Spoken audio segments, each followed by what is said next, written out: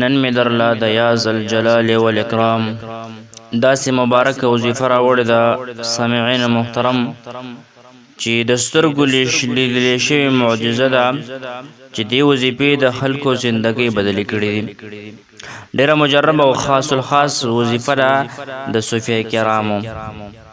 بعض خلک دا وایي علما فرمایي چې په دې یا ذل جلال والاکرام کې اسم اعظم موجود دی ځکه دا ډېره زیاته پر اثر وظیفه ده. که ستا پریشانیانې ستا غمونه د غرونو په اندازه باندې هم وي نو الله تعالی به په دې وظیفې سره ختمې کړي. که ستا قرض دومره دی چې د غرونو په مقدار دی الله تعالی په دې وظیفې سره ختم کړي. که ستا ګناهونه دومره زیات دي چې د غر په مقدار دي د غرونو په مقدار دي نو امیده شوی مایوسه شوی د الله رب العالمین د رحمت نه نو الله به د ګناهونه ختم کړي. او کم انسان چې څومره زیات دا وظیفه کوي اقومره زیات تاثیر او پر اثر به وي دا وظیفه د هغه د پیدې دپاره. ستا پتللو کې په کېناستلو کې په فیصله کې الله تعالی به ډېر عزت تعالی درکړي.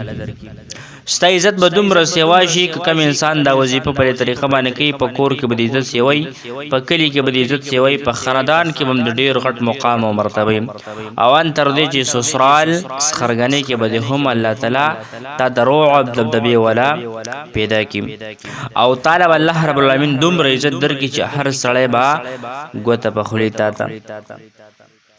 نو کمی او بعض علما فرمایي چې انسان یو ډېر ضروري کار دپاره چېرته ځي د ملازمت دپاره ځي د انټرویو دپاره ځي د جاب دپاره ځي د ویزې دپاره ځي امبیسي ته ځي یا د ایجنسۍ وغیره ته ځي او ډېر اخم او لازمي کار دی.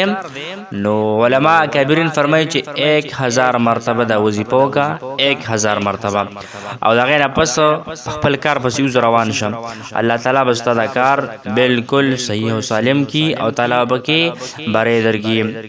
که ستا هر قسم دک دی پریشانی د په غم کې مبتلا یې په قرضونو کې ډوبې په کور کې چې کم دی ځوانان بچي دي لوریان دي زامن دي د ودونو انتظام نشته دی ځکه د هغوی دپاره انتظام په پیسو کې پیسه نشته دی نو الله تعالی به دا مسله حل کړي. ستا څومره غټه مسله ده چې کوم دی ځوړنده ده سم بالکل نه حل کېږي په دې وظیفې سره به حل شي.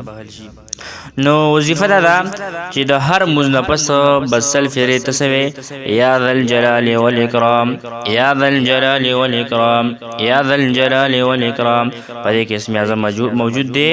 نو ډېر هر مقصد کې د کلمې دپاره دا وظیفه ډېره زیاته مجربه ده. او تاسو څنګه مو ویل چې یو کار دپاره ضروري کار د انټرویو د جاب د ایجنسي وغیره ده نو بغیر مخکې 1000 مرتبه دا ختم وکړه په خپل کار پسې روان شه الله تعالی به د ډېر په عزت سره به دې راواپس کړي او کار به دې الله رب العالمین وکړي.